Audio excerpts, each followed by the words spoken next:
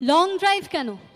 এ শহরে যে কোনায় যায় না কেন, প্রত্যেকটা কোনায় প্রত্যেকটা মানুষ তোমাকে রেকগনাইজ করবে যে তুমি সেই ছেলেটা, যে ছেলেটা একটা মেয়ের সঙ্গে শ্লীলতাহানি করেছে, সেই ছেলেটা, যে ছেলেটা একটা মেয়ের সঙ্গে অসভ্যতা করেছে। এটা জানা সত্ত্বেও যে তার এমনও কেউ একজন আছে যাকে হ্যাপি হাগ ডে বলা যায়, আই লাভ ইউ বলা যায়, হ্যাপি ভ্যালেন্টাইন্স ডে বলা যায়।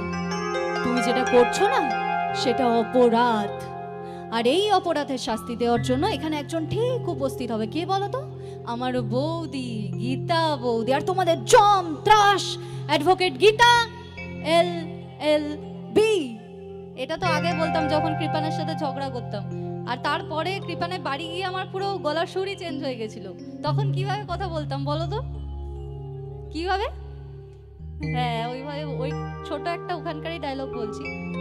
কৃপু, তুমি ওর সাথে এরকম খারাপ ব্যবহার করছো কেন? কৃপু, ও যখন বলছে তুমি তখন খেয়ে নাও।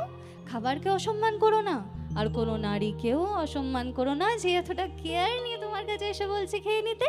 তাই না Kripu darling? Thank you so much, thank you so much.